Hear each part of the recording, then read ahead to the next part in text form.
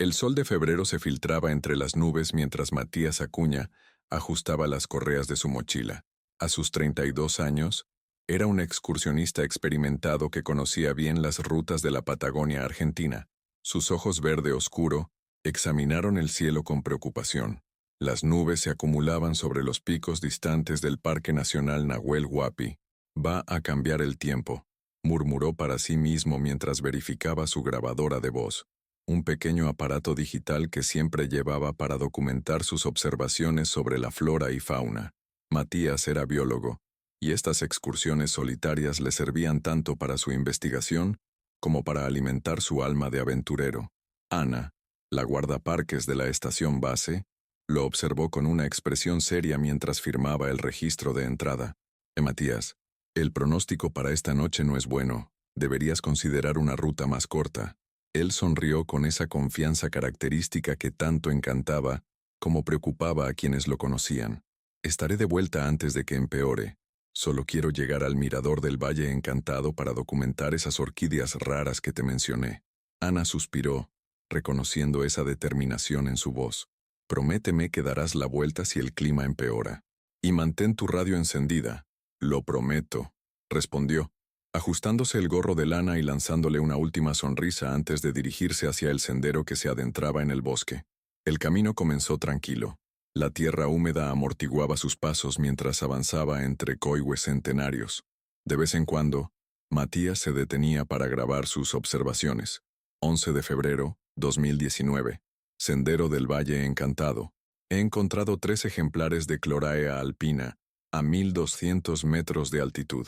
El florecimiento es más temprano este año, posiblemente debido a medida que ascendía, el bosque se volvía más denso, y el viento comenzaba a silbar entre los árboles.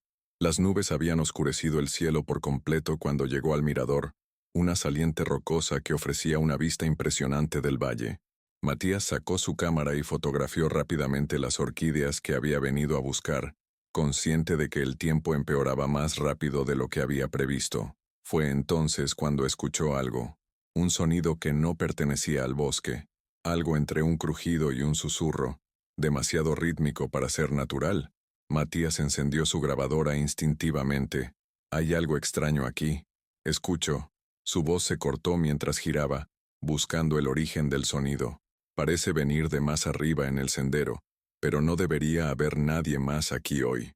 La grabación capturó el aumento del viento, la respiración cada vez más agitada de Matías y, de repente, un ruido metálico, claro y definido. ¿Hola? ¿Hay alguien ahí? Su voz sonaba firme, pero con un matiz de inquietud. Lo que siguió en la grabación fueron pasos apresurados, la respiración acelerada de Matías, y luego un grito, no de terror, sino de sorpresa, como si hubiera visto algo inesperado. Después, la voz de Matías, ahora claramente alarmada. «No, espera, no entiendo qué». Un golpe seco, la grabadora cayendo al suelo, pasos rápidos alejándose, y luego, silencio, solo el viento y la lluvia que comenzaba a caer.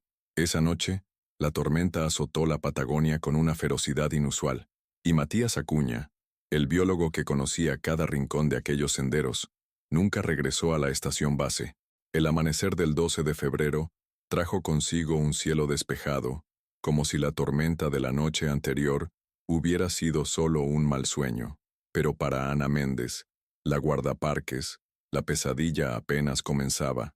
Matías no ha regresado, informó por radio a su supervisor mientras organizaba el primer equipo de búsqueda. Debería haber vuelto ayer antes del anochecer. La búsqueda inicial cubrió los senderos principales. Guardaparques, policía local y voluntarios peinaron la zona del Valle Encantado, llamando a gritos el nombre de Matías. Para el mediodía, encontraron su mochila a unos 100 metros del mirador, con la cámara y las notas de campo aún dentro, pero sin señales del excursionista. Carmen Acuña llegó al parque esa tarde con el rostro marcado por la angustia. A sus 58 años, ya había experimentado demasiadas pérdidas. Primero su esposo, luego su hija menor en un accidente de tráfico. Matías era todo lo que le quedaba. Mi hijo conoce estas montañas mejor que nadie, insistió mientras el jefe de policía, Ramírez, le explicaba la situación. Algo debe haberle pasado. Él no se perdería. Durante 3 días, los equipos de búsqueda rastrearon cada sendero, cada quebrada, cada posible ruta que Matías podría haber tomado. Helicópteros sobrevolaron la zona. Perros rastreadores siguieron su olor hasta el mirador, donde la pista se desvanecía misteriosamente. Fue al cuarto día cuando un voluntario encontró la grabadora digital de Matías, caída entre unas rocas cerca del mirador. La grabación se convirtió inmediatamente en evidencia central. Los investigadores y la familia escucharon en silencio aquellos últimos momentos documentados. Las observaciones científicas, el viento creciente, los sonidos extraños que Matías había notado, su voz llamando, y finalmente, aquel grito interrumpido abruptamente. ¿Qué significa esto?, preguntó Carmen, con lágrimas rodando por sus mejillas. ¿A quién vio? ¿Qué le pasó a mi hijo? El comisario Ramírez no tenía respuestas. Continuaremos la búsqueda, señora. Pero debo ser honesto. Con cada día que pasa, no necesitó terminar la frase. Carmen lo sabía. Todos lo sabían. La Patagonia era hermosa pero implacable. Las tormentas, los barrancos profundos, los cambios repentinos de temperatura. Muchos entraban en sus montañas y nunca salían.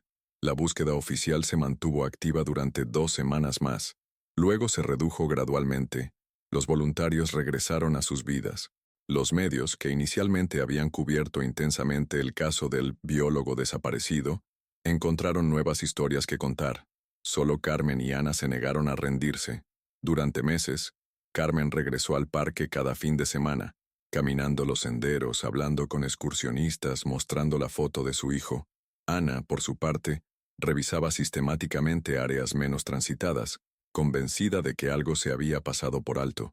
Pero el silencio de las montañas era su única respuesta. Un año después de la desaparición, el caso de Matías Acuña se convirtió oficialmente en un archivo frío. La grabación con aquellos gritos inexplicables quedó guardada en la comisaría de Bariloche, junto a otros misterios sin resolver de la región. Carmen dejó de sonreír. Su pelo se volvió completamente blanco, y aunque nunca dejó de buscar, el peso de la incertidumbre comenzó a consumirla lentamente. Lo peor no es perder a alguien, le confesó una tarde a Ana mientras compartían un mate en la estación de guardaparques. Lo peor es no saber, no poder despedirse, no tener un lugar donde llevar flores. Las estaciones pasaron, los años se acumularon, y el misterio de Matías Acuña se convirtió en una de esas leyendas locales que los guías turísticos mencionaban en voz baja. El hombre que dejó una grabación con gritos y nunca más fue visto. 6 años después de la desaparición de Matías, el Parque Nacional Nahuel Huapi inició un proyecto de renovación de infraestructura. Los viejos miradores de madera serían reemplazados por estructuras más seguras y accesibles. Joaquín Vega, un joven ingeniero civil asignado al proyecto, nunca había oído hablar de Matías Acuña. Recién llegado desde Buenos Aires, los misterios locales no figuraban entre sus prioridades mientras supervisaba la demolición del antiguo mirador del Valle Encantado. Era un día claro de septiembre de 2025.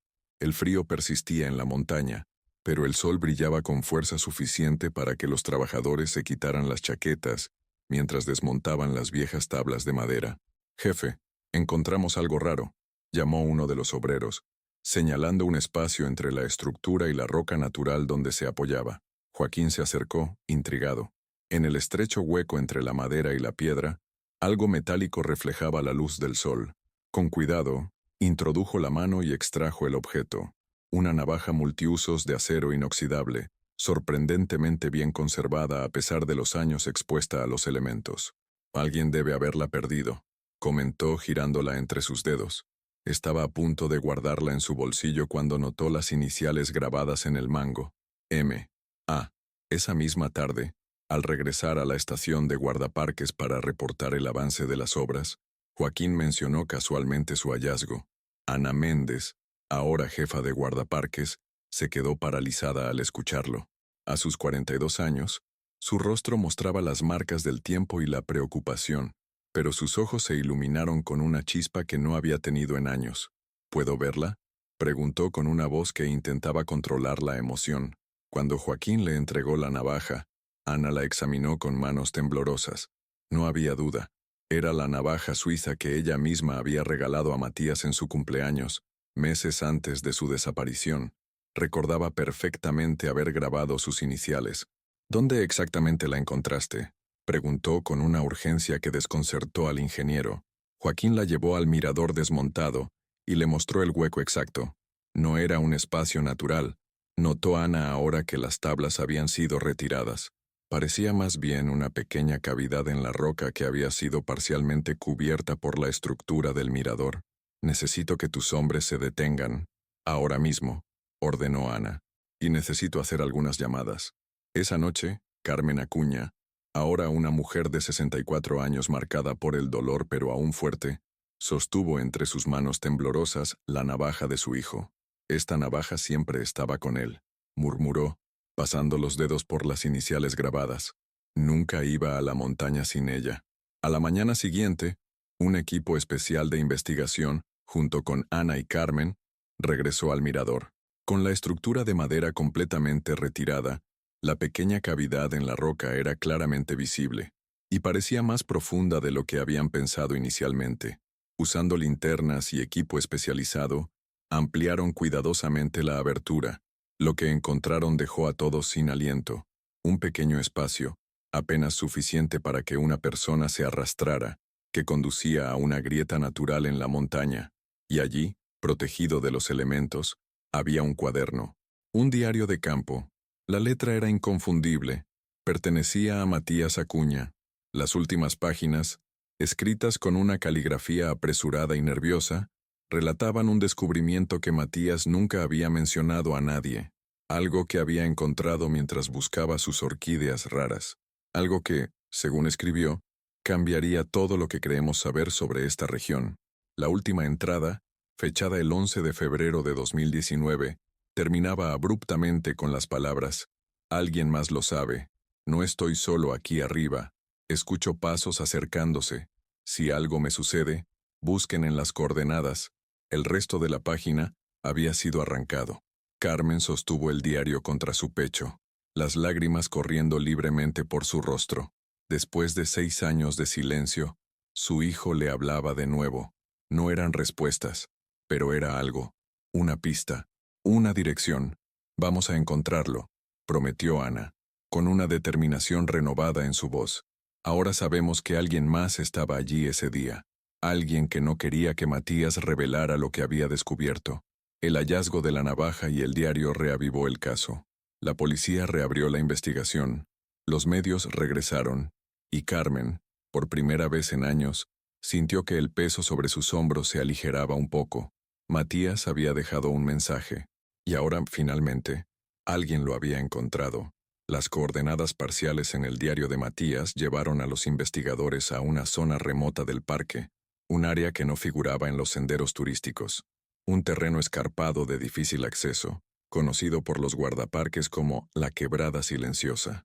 La expedición se organizó meticulosamente. Esta vez, nadie quería cometer errores. El comisario Ramírez, ahora cerca de su jubilación, lideró personalmente el equipo policial. Ana coordinó a los guardaparques, y Carmen insistió en acompañarlos, a pesar de su edad y las dificultades del terreno. «Es mi hijo», fue su respuesta cuando intentaron disuadirla. «He esperado 6 años. Puedo caminar un poco más». Durante 2 días exploraron la zona, siguiendo las pistas fragmentadas del diario. Fue al atardecer del segundo día, cuando encontraron lo que parecía ser la entrada a una pequeña cueva, casi invisible entre la vegetación y las rocas. Matías escribió sobre una apertura en la roca que parece hecha por el hombre, recordó Ana, consultando sus notas. «Creo que es esto». Con extrema precaución, el equipo se adentró en la cueva. Lo que encontraron dentro los dejó sin palabras. Túneles. Túneles antiguos que se adentraban en la montaña, claramente excavados décadas, quizás siglos atrás. «Esto es imposible», murmuró Ramírez, iluminando las paredes con su linterna. «No hay registros de actividad minera en esta zona». Pero allí estaban, pasadizos que se bifurcaban, sostenidos por antiguas vigas de madera, y en las paredes, marcas que parecían indicar la extracción de algo valioso. Siguiendo el túnel principal, llegaron a una cámara más amplia. y fue allí donde encontraron la respuesta que habían buscado durante 6 largos años. Un esqueleto, parcialmente cubierto por escombros de un derrumbe. Junto a él, una mochila desgastada pero reconocible, y un teléfono móvil antiguo que había dejado de funcionar hacía mucho tiempo. Carmen se arrodilló junto a los restos, las lágrimas fluyendo silenciosamente. No necesitaba confirmación. Sabía que finalmente había encontrado a su hijo. El examen forense posterior revelaría que Matías había muerto por un traumatismo craneal, probablemente causado por la caída de rocas, pero eso no explicaba cómo había llegado allí, ni quién había estado con él en el mirador aquel fatídico día. La respuesta comenzó a tomar forma cuando los investigadores analizaron el contenido completo del diario y recuperaron los datos del teléfono de Matías. Entre sus últimas fotografías había imágenes de algo extraordinario: vetas de un mineral dorado incrustado en las paredes de la cueva. Análisis posteriores confirmarían que se trataba de una rara formación de oro de alta pureza, un hallazgo potencialmente valioso que había permanecido oculto durante siglos.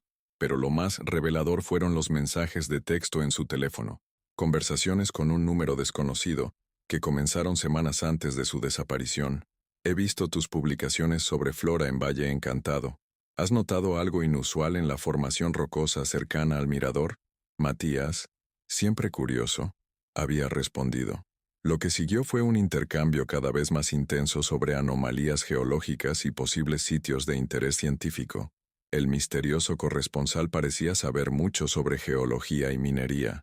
La última entrada en el diario de Matías lo explicaba todo. Creo que he sido manipulado. Esta persona me guió deliberadamente hacia este descubrimiento. Pero ahora entiendo por qué la información sobre estos túneles no está en ningún registro oficial.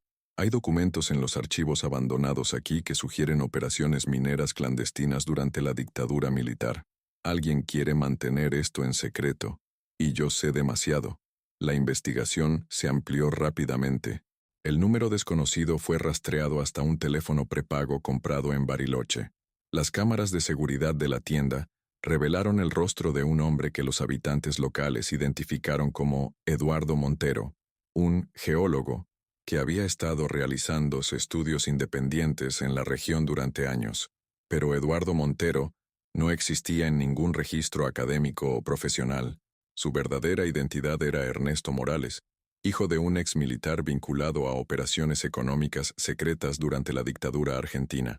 Los túneles, según revelaron investigaciones posteriores, habían sido parte de un proyecto minero clandestino iniciado en los años 70, utilizando mano de obra forzada de prisioneros políticos. El proyecto había sido abandonado apresuradamente con el retorno de la democracia, y todos los registros fueron destruidos o clasificados. Morales había estado buscando durante años el emplazamiento exacto, siguiendo pistas en documentos familiares. Y Matías, con sus detalladas observaciones científicas publicadas en blogs especializados, le había proporcionado inadvertidamente la información que necesitaba. La reconstrucción final de los hechos fue devastadora. Morales había seguido a Matías el día de su desaparición, confrontándolo en el mirador. La grabación capturó ese momento. En la lucha subsiguiente, Matías había logrado escapar momentáneamente, pero Morales lo persiguió hasta la entrada de la cueva. Allí, ya fuera por un empujón o durante la persecución, Matías se había adentrado en los túneles, donde un derrumbe acabó con su vida. Morales, temiendo ser descubierto, había regresado al mirador para recuperar la grabadora y cualquier evidencia, pero no encontró la navaja que Matías había dejado caer en el hueco entre la estructura y la roca. Luego selló parcialmente la entrada a la cueva y desapareció. 2 meses después del descubrimiento de los restos de Matías, Ernesto Morales fue arrestado en la frontera con Chile, tratando de huir con documentos falsos. Carmen finalmente pudo dar sepultura a su hijo. En el funeral, cientos de personas se reunieron para honrar la memoria del biólogo que, sin saberlo, había descubierto no solo un tesoro natural, sino también un oscuro secreto histórico. El Parque Nacional estableció una placa conmemorativa en el Mirador del Valle Encantado, renombrado como Mirador Matías Acuña, y el gobierno argentino inició una investigación oficial sobre los túneles y su conexión con la dictadura. Ana, de pie junto a Carmen frente a la nueva placa, reflexionó en voz baja. Siempre dijo que la naturaleza guardaba secretos que valía la pena descubrir. Nunca imaginó que algunos secretos podían ser tan peligrosos. Carmen asintió, con una mezcla de dolor y paz en su rostro envejecido. Mi hijo murió buscando la verdad, y ahora, gracias a él, una verdad oscura finalmente ha salido a la luz.